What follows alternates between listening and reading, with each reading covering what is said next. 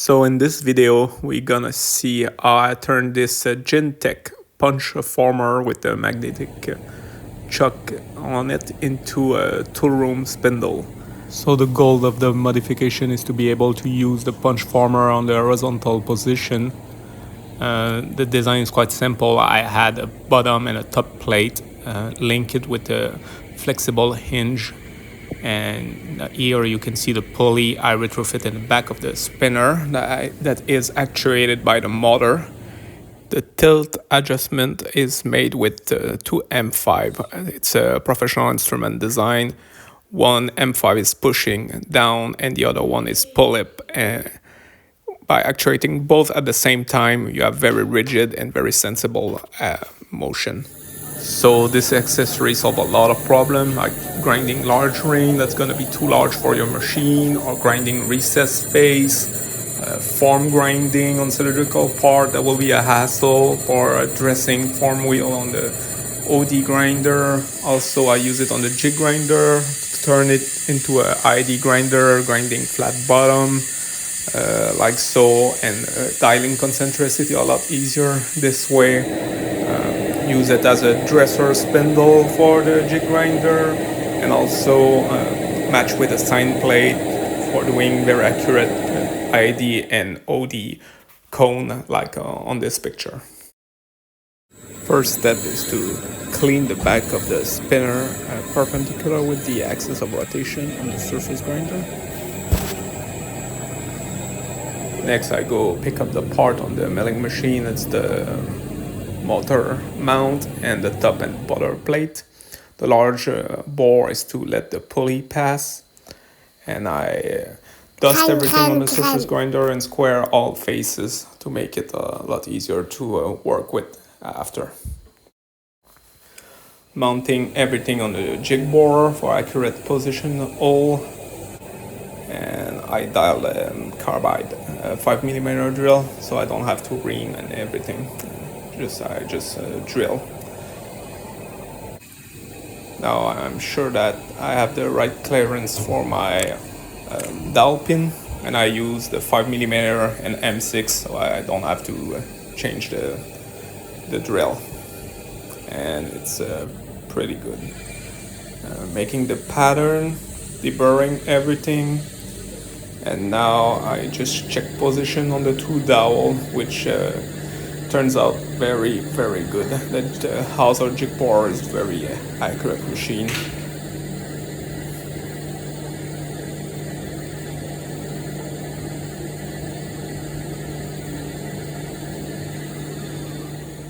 Then I cut off the 3mm spring steel flexure on the surface grinder using a cut-off disc and squaring it up on the surface grinder to establish the same bolt pattern that I did on the jig bore.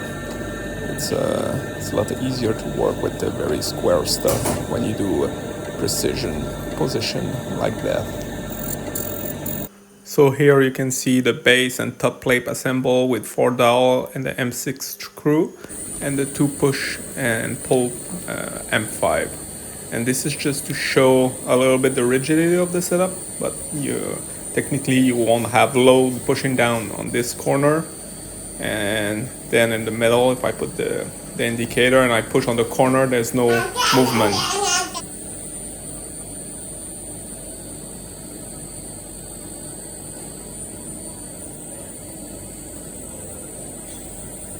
Here I'm making the pulley for the spinner, which have a part that's gonna collapse and clamp on the shaft, and it was slit with the wire ADM, and I aligned the wire ADM slot with the sheet of paper, aligning it on a square stock that I made.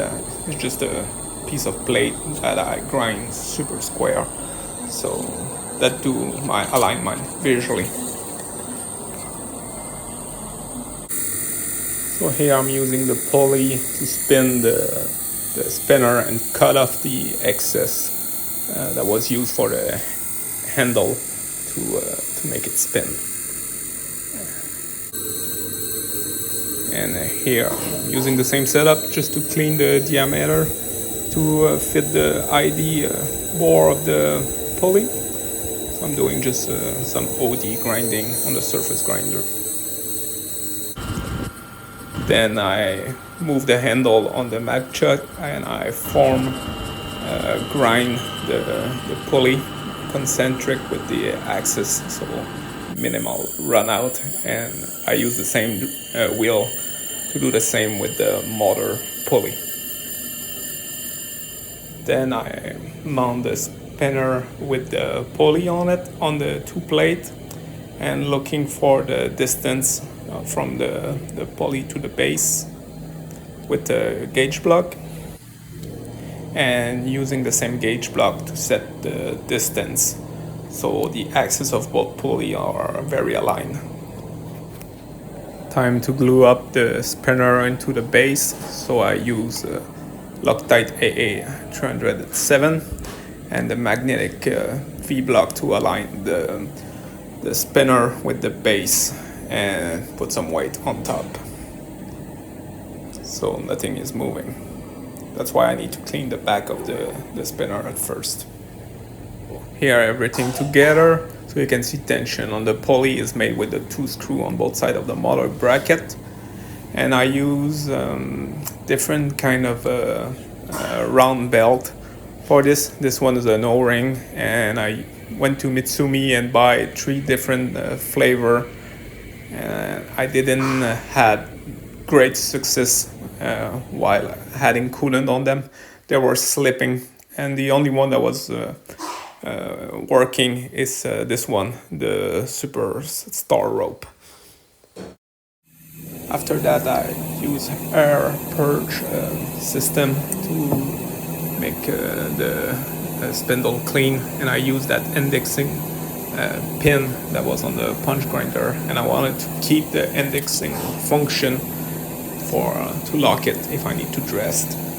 So what I did on this picture is I drilled through the center shaft with the bayonet, and I tap M5 for a banjo fitting so the air go through it. And the little brass ring is just to keep the air leaking from the bayonet slot, and it worked pretty good.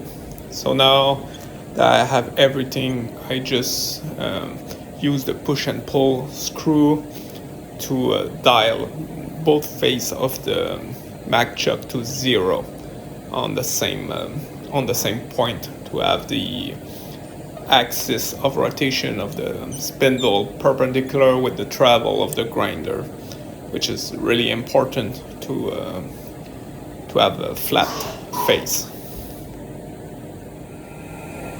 Then after a little cleanup pass, you can see the facial run out of this thing is like 0.3 micron.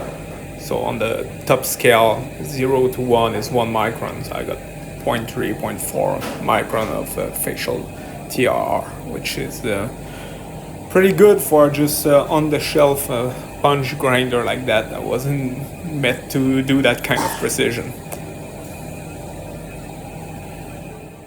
Turn everything upside down just to clean up the bottom face to make sure everything was perfectly parallel. And now what I'm doing is to check along the flexure axis if my plate isn't tilting one way or the other. This is not very critical, but if I want to grind on the side like this, it will dish my part.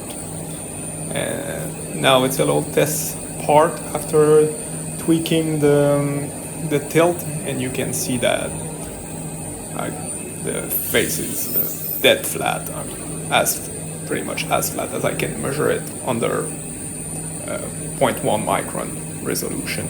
So pretty successful.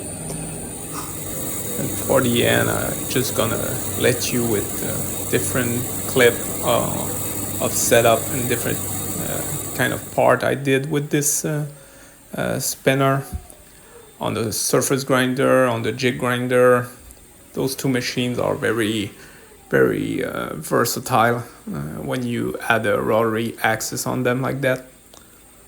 And as I said, it's very an inexpensive way to form grind on the ID grinder, on the surface grinder, a lot more than on a large OD grinder because the wheels are obviously smaller.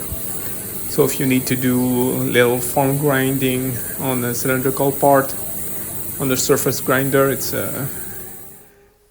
a lot nicer. Here I use a transfer block just to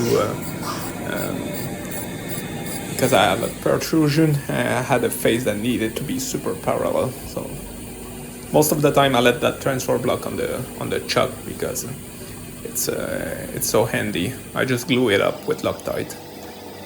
Here you can see how flat that bottom face is, and this will be very difficult to do on an ID grinder with the face of the wheel and have a cross hatch and everything. Here I tilt the jig grinder spindle to do that, and here a little cone on carbide, and this just the face of a mounting plate I built for another jig grinder that doesn't have the U-axis mechanism anymore, just for you to see what kind of finish you can achieve with that. You can do this on the OD. Hope you enjoy the video. See you.